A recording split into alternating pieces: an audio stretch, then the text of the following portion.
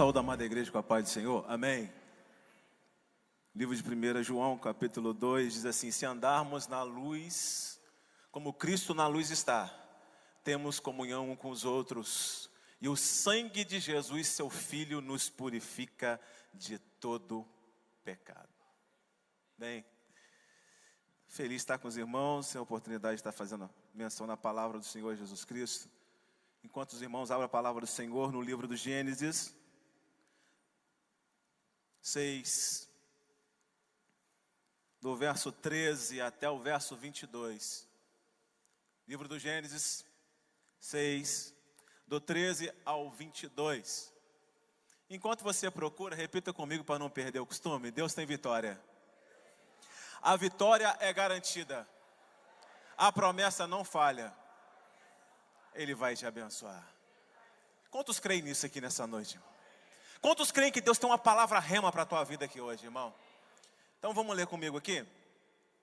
Então disse Deus a Noé: o fim de toda a carne é vindo perante a minha face, porque a terra está cheia de violência, e eis que desfarei com a terra.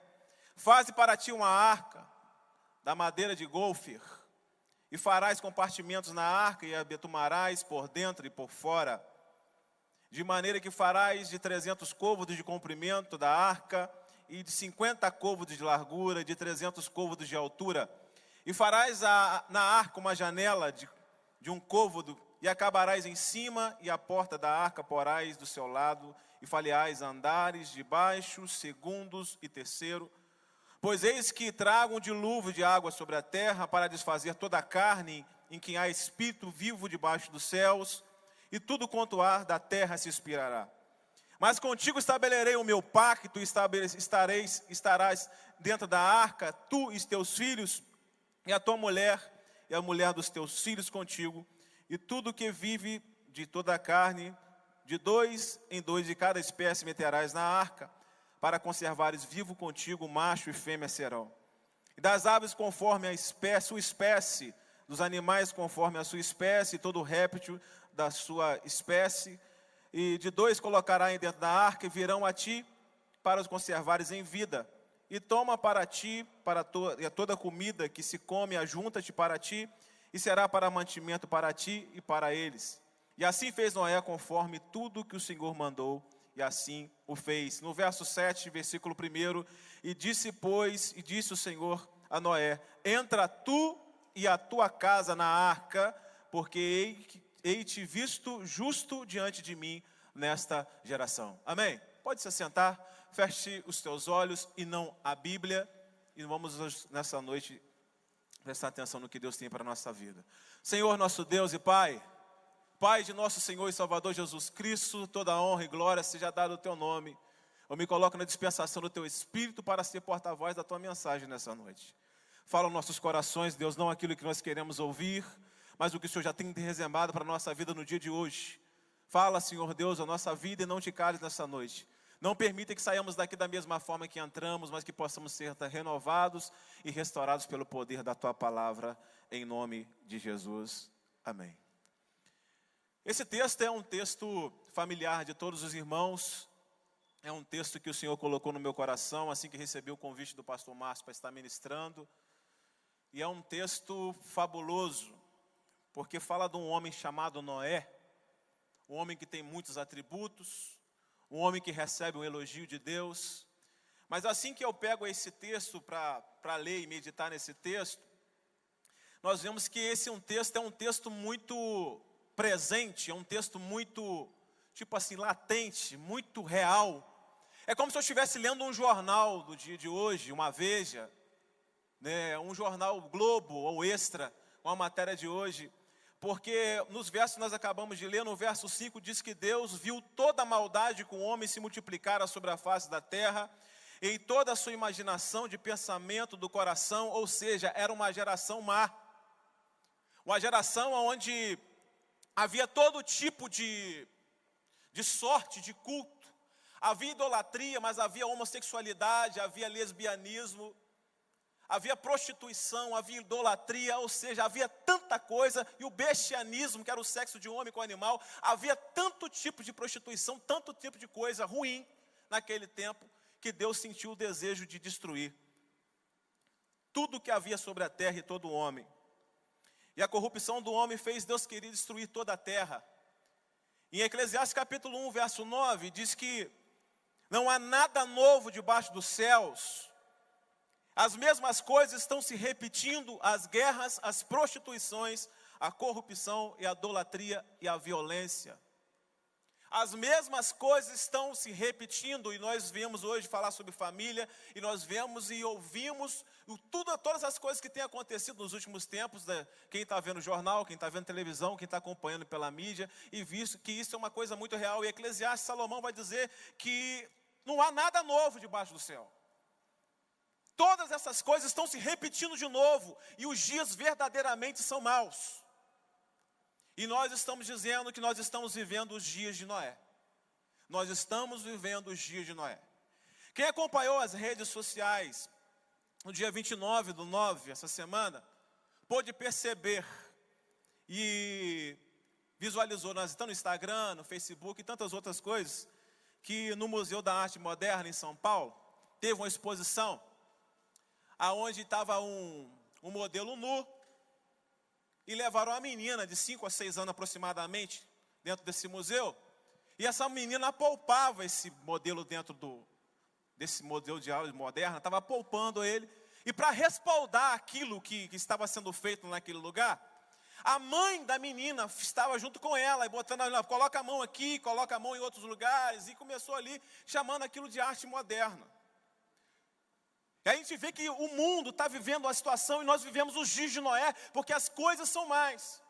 E como se não bastasse, agora vem a ideologia de gênero, tentando empurrar dentro de goela abaixo nas nossas vidas, dentro da nossa sociedade, dentro da nossa família, que tudo que nós estamos vivendo é normal, que pode se nascer um homem ou uma mulher, e ele define o que vai ser quando ele crescer. Parece que nós estamos vivendo os dias de Noé, assim ou não? E para completar, a gente vai ver outras coisas mais. Eu anotei tantas coisas aqui, não sei se vai ter tempo de compartilhar. Tem uma Bíblia gay, chamada Graça sobre Graça, que vem arrancando tudo de verdade da palavra do Senhor, tudo aquilo que é de bom, tudo dizendo que Deus fala, que a palavra diz que é ruim, que é mal, eles colocam o que é bom e vão empurrando de goela abaixo também, e vão mostrando, está tudo normal, está tudo bacana. E se você lutar contra isso, é homofobia. Não, você é homofóbico. Você não pode falar nisso, você não pode tocar nesse assunto. E a igreja precisa se preparar para isso, porque a mesma igreja que anuncia o evangelho, também é a mesma igreja que denuncia. E a gente precisa se preparar para esse tipo de coisa.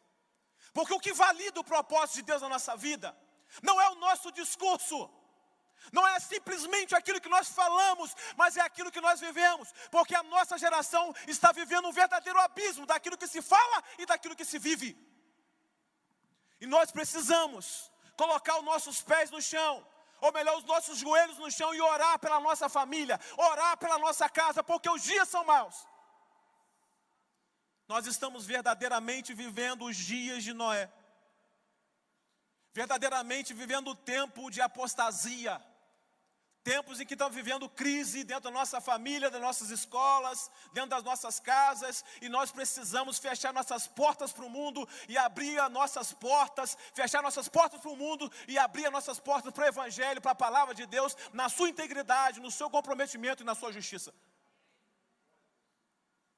Deus anuncia para Noé: Noé, o fim vem, Noé. O fim está próximo, Noé. Porque quando você ouvisse isso na palavra, você está vendo no Evangelho de Mateus, que quando filho matando pai matando filho, rumores de guerra, era o sinal que o fim estava próximo. E isso é uma grande verdade, queira você queira ouvir ou não, queira você atentar para esta voz ou não, é uma grande verdade. Mas o texto diz que Deus achou um homem, já era um motivo de você ter dado um glória. Deus, no meio dessa corrupção toda, Deus achou um homem,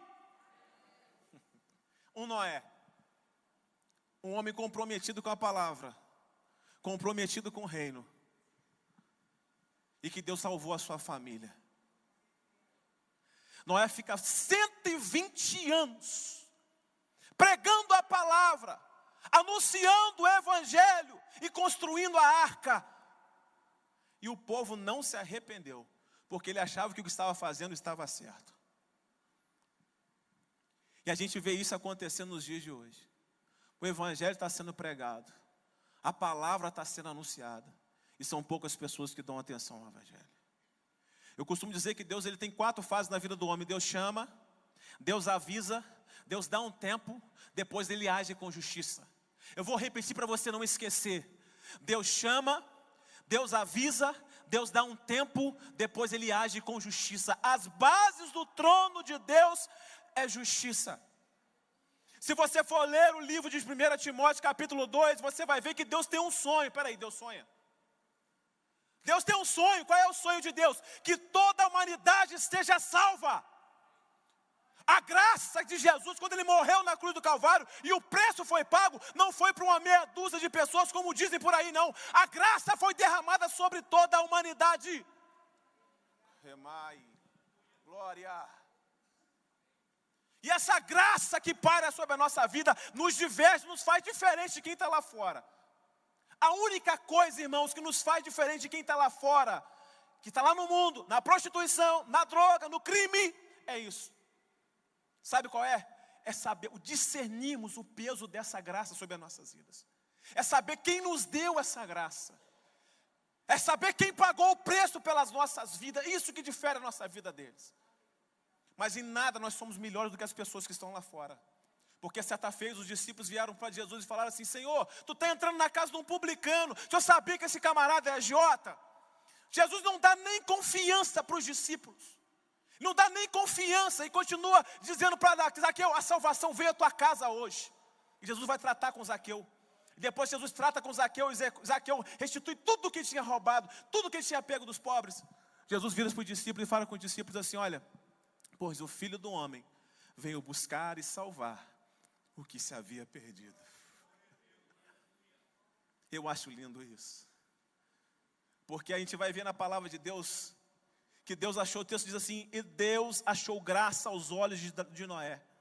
O extraordinário, irmãos, não é Deus falar com a gente, porque Deus está falando o tempo todo. Quer você queira ou não, Deus está falando o tempo todo. O extraordinário é você ouvir a voz de Deus e obedecer o que Deus está querendo. Está disposto a obedecer, irmão?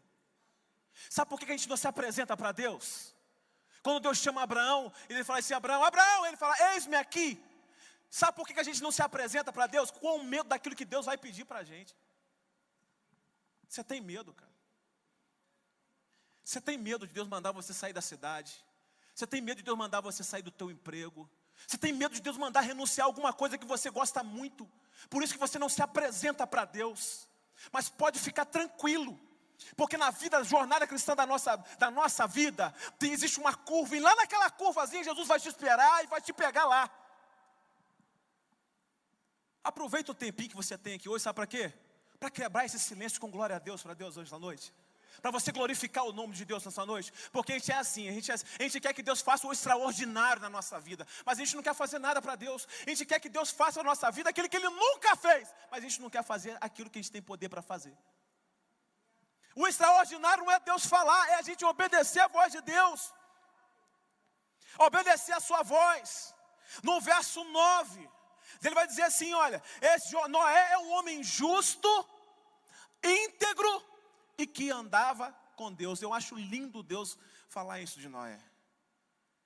Deixa eu pensar o que é Deus falando com o homem.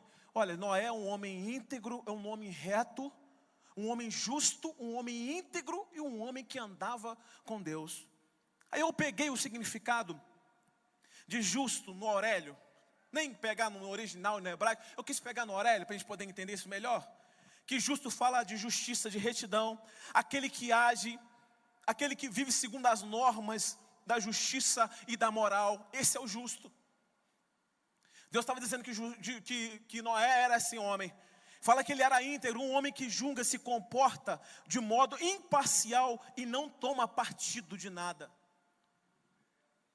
Era um homem justo e era um homem íntegro. Só que eu aprendi um negócio interessante aqui no texto. Noé, ele não tinha facetas. Ele se apresentava para Deus como ele era. lá fora dá para fazer, aqui não. Lá fora até dá para fazer, aqui dentro não dá. Sabe por que não dá? Charles Spurgeon, ele diz o seguinte, que existem 3 tipos de pessoas. A primeira pessoa é que as pessoas acham que nós somos. A segunda é que nós pensamos que somos. E a terceira é a melhor dela, que Deus sabe que nós somos. Deus sabe quem você é. Ah, eu te disse que Deus sabe quem você é. E isso não nos difere da maioria que está lá fora. Porque o próprio apóstolo Paulo disse assim: aquilo que deveria fazer eu não faço, mas o que eu não queria fazer eu acabo fazendo. Deus, Ele conhece as nossas fraquezas. Ele sabe como nós chegamos aqui hoje. Ele sabe como está a tua família. Ele sabe como está o teu casamento. Ele sabe como está a vida profissional. Ou seja, Ele sabe qual é a temperatura do teu corpo aqui hoje. É o Deus que se preocupa em curar um câncer, mas se preocupa também em curar uma febre. É o Deus que se preocupa com o grande, mas se preocupa com o pequeno. Ele sabe. E essa graça que nos envolve, que revela para a gente quem nós somos, em detrimento dos nossos pecados, das nossas falhas, Ele não nos joga fora. Eu vou deixar você pensar nisso aí. Em detrimento quem nós somos para Deus, fora do terno, fora da calça, fora de tudo que a gente, dos holofotes, Ele não nos joga fora.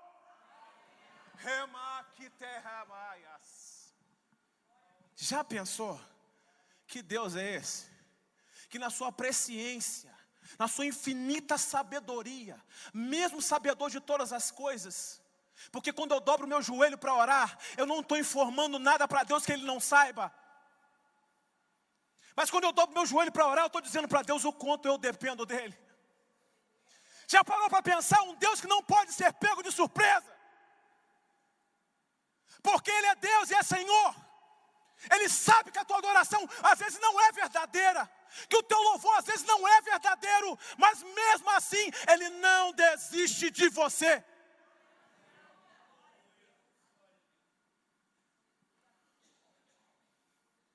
A gente com o tempo vai perdendo a sensibilidade. Balaão está saindo, montou na jumenta e está indo com o povo para Israel. Balaão, ele montou na jumenta e está indo. Mas a insensibilidade do profeta era tão grande que um anjo aparece na frente de Balaão com a espada para matar ele. A jumenta, ele está batendo na jumenta, a jumenta não vai. Porque a jumenta estava enxergando aquilo que Balaão não está enxergando. O passar do tempo, a insensibilidade se tornou tão grande na vida do profeta que ele parou de enxergar onde estava Deus. E tem gente que está aqui assim, que a insensibilidade da vida, com os calores da vida, as batalhas da vida, cegou a sensibilidade, eles perderam a sensibilidade de ouvir quando Deus está falando.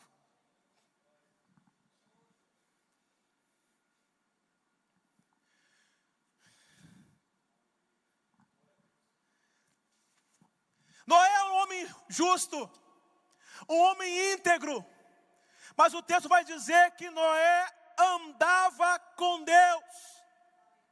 Eu acho lindo isso na Bíblia, porque o texto vai dizer coisas maravilhosas aqui, que é possível, irmão, o cara ser justo e o cara ser íntegro e não ser nenhum cristão.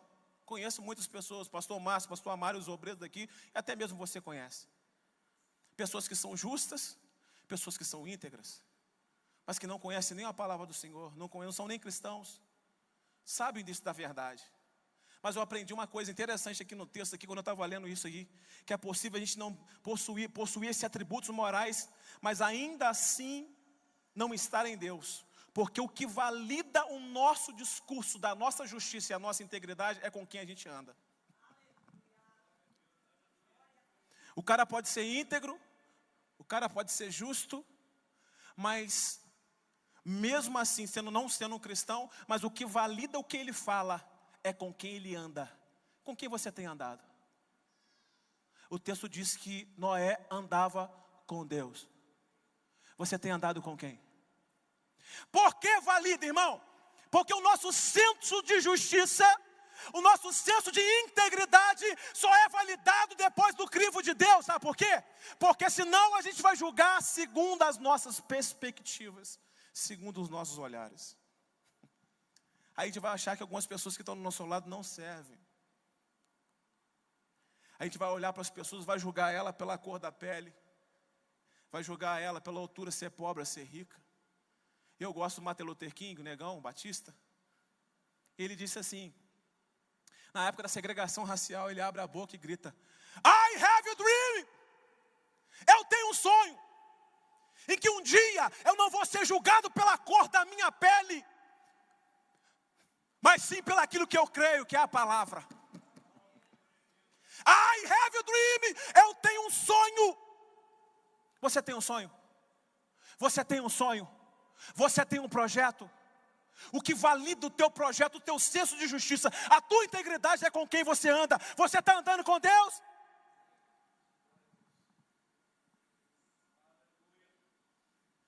E andar com Deus é uma coisa tão legal que o texto vai dizer que Enoque andou com Deus, e Deus para si o tomara. E esse negócio parece que pega, porque a Noé também estava com a mesma linha de raciocínio.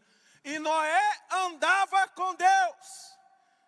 E andar com Deus é uma coisa tão profunda, porque para Deus andar comigo é necessário que eu ande com Ele, que eu queira andar com Deus primeiro. Deus só vai passar a andar comigo quando eu optar a andar com Ele, desenvolver um relacionamento com Ele. E Noé foi assim. Porque o que faz diferença no meio da tua família, aonde você está, é com quem você anda. Você tem andado com quem? Quem está validando o teu discurso? Salmo 89, verso 19, verso 14 diz assim: diz que a justiça e o juízo são a base da misericórdia de Deus, e irão diante do rosto do Senhor Jesus Cristo. A minha geração, olha só, o texto vai dizer aqui que a base do trono de Deus é justiça e juízo, mas misericórdia e verdade estão diante da sua face ou do seu rosto. Segura aí, porque tem pra gente aqui agora. A minha geração, ela aprendeu, sabe o quê? A psicologia fala muito sobre isso. Você viver a empatia. A empatia é você se colocar no lugar do outro. E esse é muito bacana. Isso é muito bonito. Mas a Bíblia, a palavra do Senhor, o Evangelho não me ensina só isso. O Evangelho diz que Jesus, ele sentia misericórdia pelas pessoas. Se a empatia é se colocar no lugar de outrem, a misericórdia é muito mais profunda. É você sentir a dor do outro. Quer viver o Evangelho? Quer pregar o Evangelho? Não dá para pregar segundo a minha perspectiva, nem segundo o que eu penso. Porque o Evangelho, eu não posso pregar o Evangelho da partir de quanto eu ganho, 20 mil, 30 mil reais. O Evangelho é pago, o Evangelho é pregado a partir da perspectiva de Cristo, porque alcança todo mundo. Não pode ser pregado a perspectiva da minha visão e nem do meu entendimento, se nem do meu senso de justiça, nem de integridade. É a partir de Cristo, para alcançar todo mundo. E não é o que valida a empatia, é o senso de misericórdia.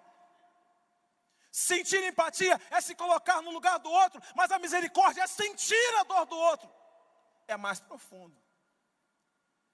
E a gente precisa sentir isso e entender isso, porque certas coisas na Bíblia a gente precisa entender e ficar mastigando com o dente do cérebro, como o pastor Neildo Barreto fala. Porque todo mundo pensa que Deus nos criou para adoração ou para relacionamento? Me responde. Deus nos criou para adoração ou para relacionamento? Eu vi alguém responder que para as duas coisas. Eu vi outro responder que é para adoração. Sabe para que Deus nos criou, irmão? Para o relacionamento. E eu vou te dizer por quê. Deus, ele nos criou para o relacionamento. Porque o que valida a nossa adoração é com quem a gente se relaciona. Lembra de Noé que andava com Deus?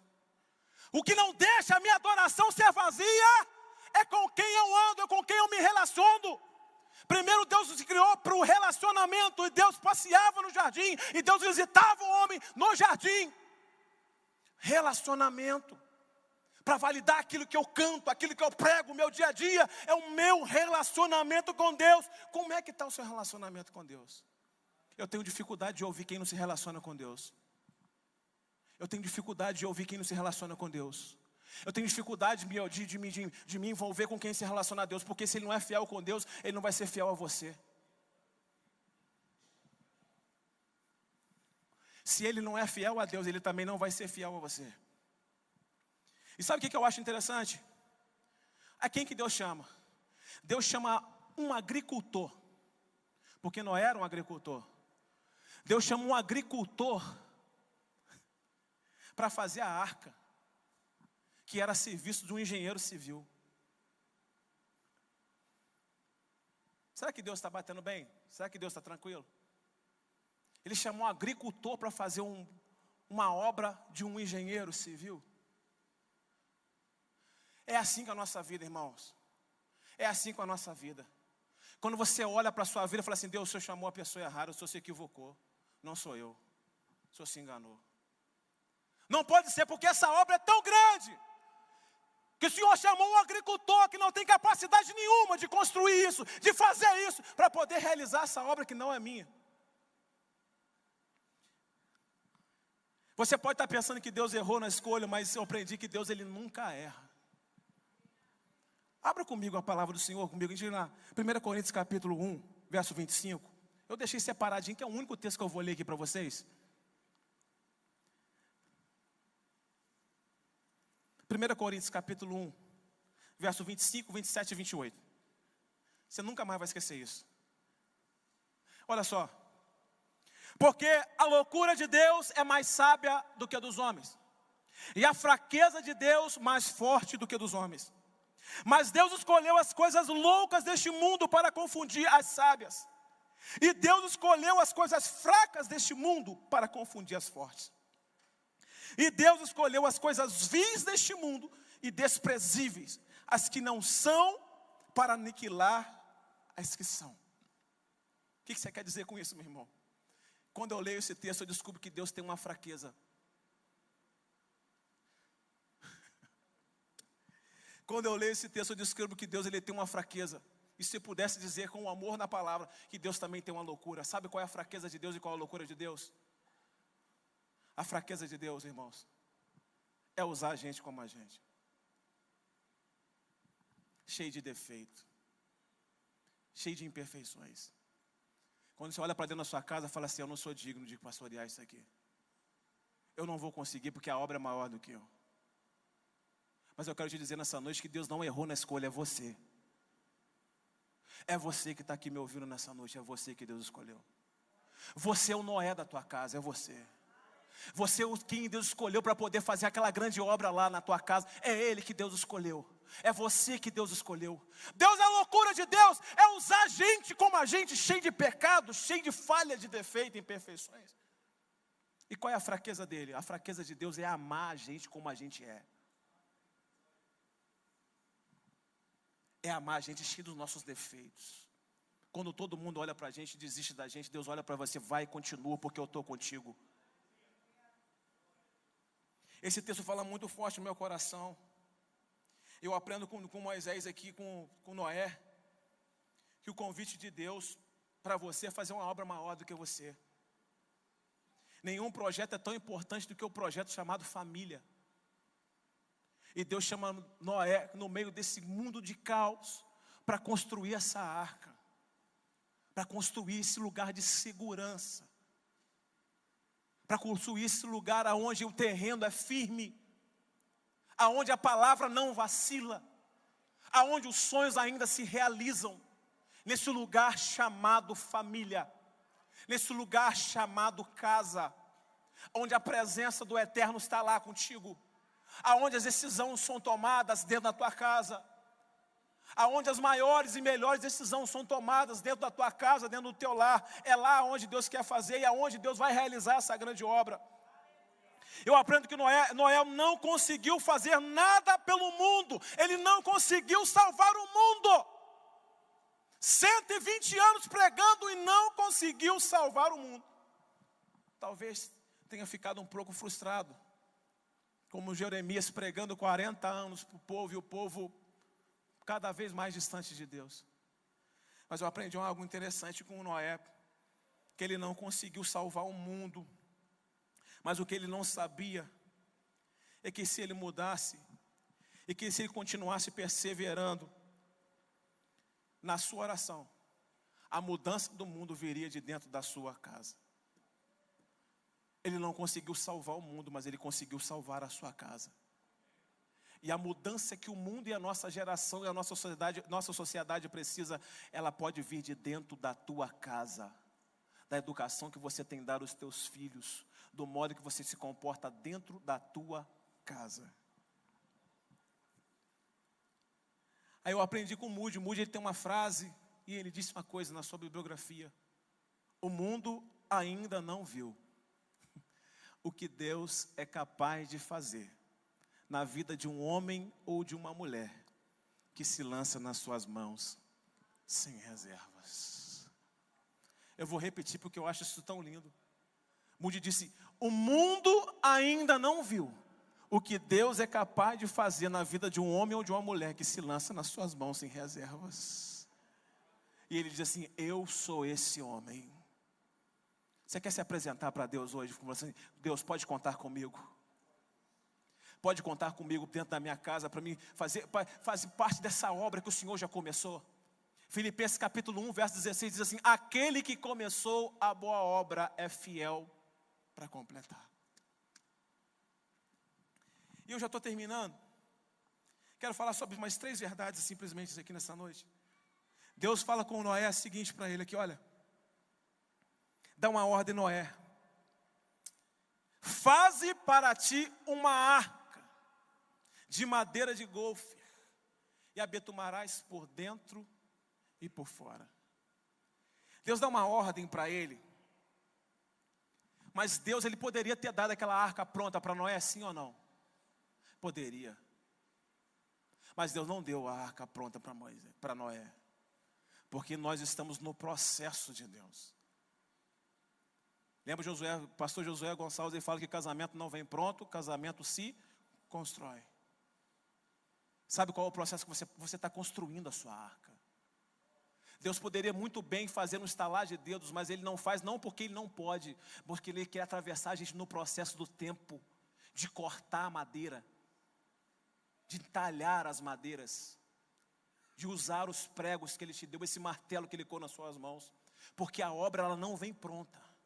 Ela precisa do trabalho das nossas mãos estendidas sobre os nossos filhos, dos nossos joelhos que se dobram. É preciso trabalhar.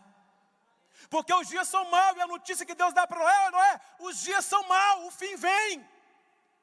Antes que chegue o fim, Noé, vamos trabalhar, meu filho. Porque enquanto você está trabalhando, eu estou agindo. Enquanto você está glorificando o meu nome, eu estou trabalhando. Enquanto você está servindo, eu estou trabalhando. Enquanto você está trabalhando na minha obra, você está discipulando na minha obra, eu estou trabalhando dentro da tua casa, Noé. Não vem pronta. Outra coisa que eu aprendo, que ela não vem pronta, mas Deus dá condições para fazer. O texto vai dizer que faz partir uma arca dos compartimentos betumarás, de 300 côvados de comprimento e de 50 côvados de largura, de 30 côvados de altura, e farás uma janela nessa arca. Essa arca, ela tinha 135 metros de comprimento, 20 de largura e 15 metros de altura.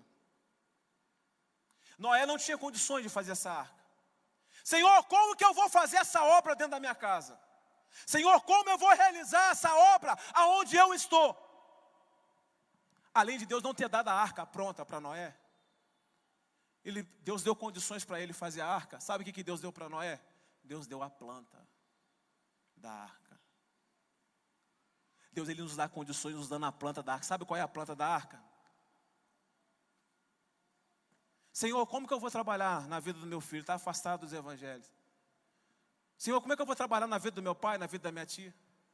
Olha para a planta. Quer saber como vai solucionar esse problema na tua família? Olha para a planta. Você quer saber como é que Deus vai agir no teu trabalho para te promover lá? Olha para a planta. Você quer saber como vai lidar com o teu marido? Vai saber como é que vai lidar com o teu filho? Não vai olhar para... Como é que chama? Super Nani, não. Vai olhar para a planta. Porque o problema da nossa geração é esse. Tem buscado o recurso sem olhar para a planta. Quer vencer? Olha para a planta. E eu caminho para o final dizendo para vocês. A única coisa que Deus não colocou dentro dessa arca, a única coisa que Deus não colocou na arca, não deixou na exposição que estava na planta, eram duas coisas. Primeiro, essa arca, ela não tinha direção. Porque quem dá a direção é essa arca.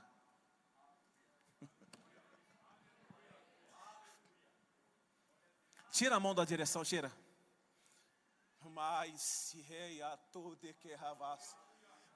Sabe por que está tudo dando errado? Porque você está com a mão no volante. Você já disse, Senhor, Tu és Senhor da minha vida, Tu és Salvador da minha vida. A gente aceita Jesus como Salvador e Senhor da nossa vida, mas a gente entende que Jesus é Salvador, mas como Senhor a gente não deixa Ele tomar a direção da vida. Aí toda vez que Ele vai direcionando para lá, a gente pega a mão, toma a direção e a vida fica de cabeça para baixo. Sabe por quê? Ele é Salvador da tua vida, mas Ele não é Senhor. Deixa Ele ser Senhor da tua vida hoje, deixa. Tira a mão da direção, porque até hoje você tentou e não conseguiu. Porque quem está dirigindo os teus projetos é você. Quem está fazendo do teu jeito ainda está sendo você. Mas se você deixar Deus dirigir a tua vida, as coisas vão mudar. Lembra que o nosso senso de justiça só é validado com quem a gente anda, que eu disse? Sabe por quê? Porque o texto diz que quando Noé vai construir a arca, ele obedece, ele chama a sua família para trabalhar nesse projeto. Uma coisa interessante vai acontecer aqui. Quando ele vai reunir todo mundo, debaixo desses 20 anos, 120 anos construindo essa arca, nesse projeto tão bonito, chamado família. Chega a hora de entrar os animais. E sabe o que eu acho interessante? Que se nós fôssemos o Noé da nossa geração e fôssemos construir essa arca, sabe quem entraria nessa arca? Talvez o coelho, o esquilo, os passarinhos mais bonitos, os animais mais bacanas. Nós deixaríamos de fora dessa arca as cobras, os escorpiões e tantos outros animais que a gente não gosta. Porque quando o nosso senso de justiça não é respaldado com quem a gente anda, a gente só fica assim, só é amigo e a gente se relaciona só com quem a gente gosta. Mas sabe o que eu louvo a Deus? Que dentro dessa arca tem espaço para todo mundo. Dentro dessa arca chamada família, tem espaço para todo mundo. Dentro dessa arca chamada igreja, tem espaço para todo mundo. E debaixo dos olhos de Deus, Deus não deixou ninguém fora da arca, porque aquilo que não serve para a gente, serve para Deus. A gente risca o nome da agenda, tira de amigo do Facebook, do Instagram, fala, não serve. Aí Jesus olha do céu para a terra, só está esperando uma oportunidade para puxar. Fala assim, serve para mim. Como é que está o nosso senso de justiça? Quem que a gente está colocando dentro da... Ou a gente está selecionando para colocar dentro da nossa arca? Sabe o que eu aprendo aqui com Noé? Vamos ficar de pé que eu estou terminando. Sabe o que eu aprendo com Noé aqui? Uma lição importantíssima.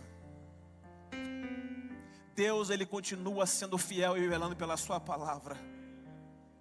E a palavra do Senhor diz que Ele procurou do céu da terra um justo e não achou, todos se desviaram. Mas a misericórdia e a graça de Deus nos alcançou. E sabe o que eu acho lindo nisso aqui?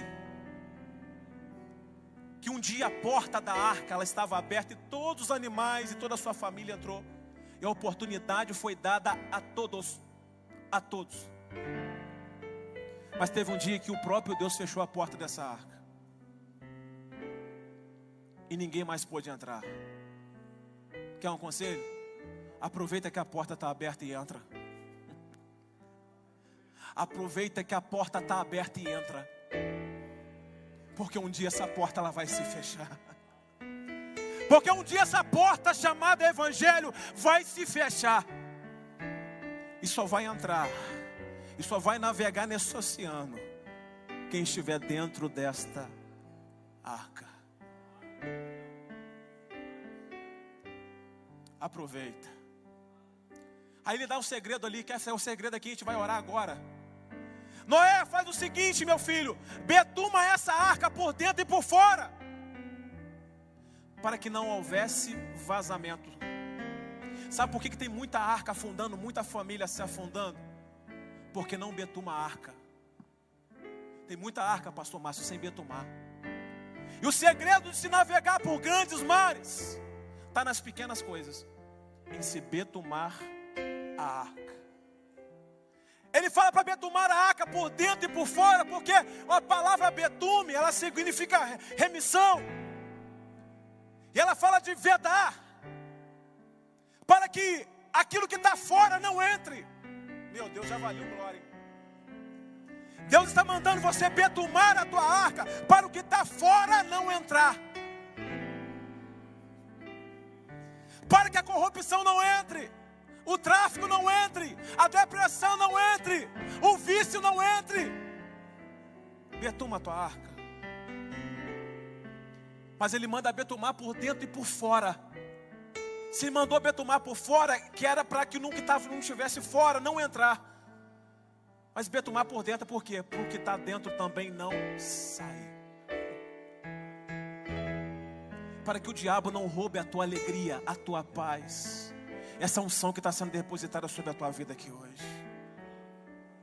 Eu queria orar por você. Eu quero fazer uma oração por você nessa noite. Fala, Senhor, na minha casa você diz assim, só eu que estou lá, Senhor. Só eu que entendi o que é evangelho na minha casa, sou eu. Parece que eu estou sozinho, parece que eu estou carregando o mundo nas costas, sabe por quê? Você é Noé. E Deus te trouxe aqui nessa noite, sabe para quê? Para dizer para você que a obra que Deus tem a realizar, Ele vai realizar através da tua vida. Eu queria orar por você nessa noite.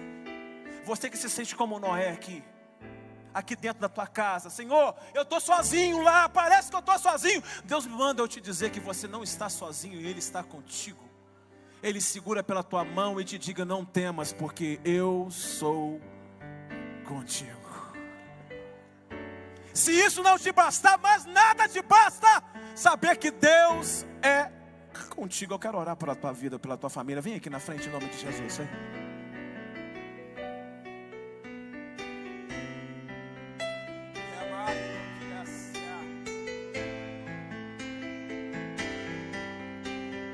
Vida de dependência. Eu não sou bom, você não é bom, é a misericórdia de Deus. Nós iremos alcançar algumas bênçãos, alguns milagres, não porque nós somos bons, mas é por causa da graça.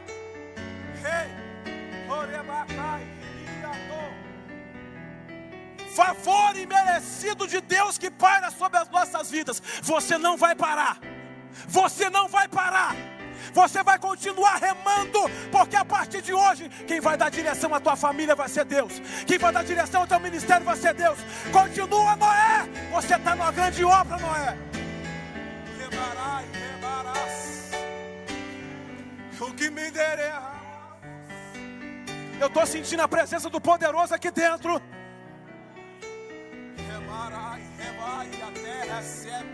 Quem dá direção a esta arca é Ele. Você não vai deparar, você não vai precisar remar, porque quem vai te empurrar vai ser Ele, quem vai dar direção vai ser Ele. Então somente pega a tua arca e betuma, para que você não seja influenciado no teu trabalho daquilo que vem fora, e nem você perca aquilo que Deus colocou dentro de você aqui nessa noite. Betuma a tua arca, entra nesta arca.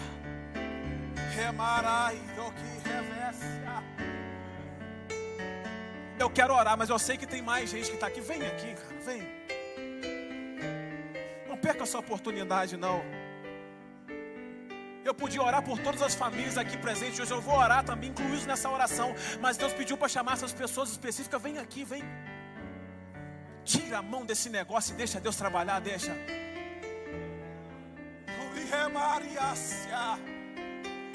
Aproveita que a porta está aberta.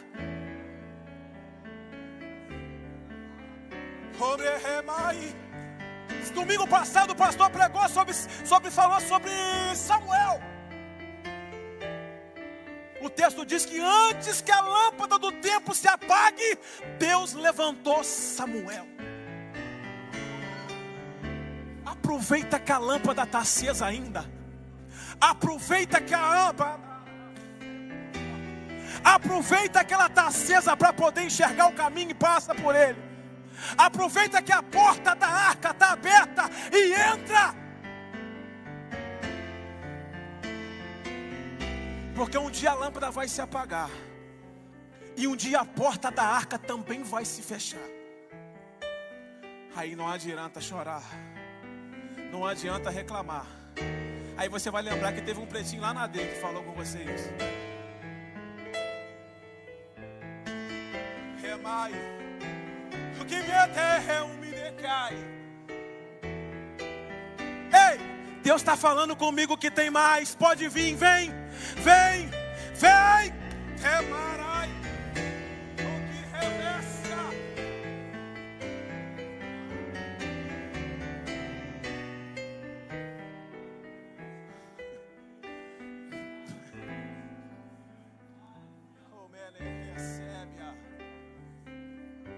Pode vir, pode vir. Eu digo, mulher, vem que a glória está aqui, vem que a presença está aqui, vem, vem. Enche esse céu de glória, enche essa igreja de aleluia. Vai glorificando, exaltando. A igreja estende as mãos para cá. Eu quero orar pela tua vida. Domingo passado eu disse que Deus precisa de pouco para fazer muito. Apresenta a tua fé para Ele, que Ele apresenta o teu milagre. Apresenta a tua fé para Ele, que Ele apresenta o teu milagre.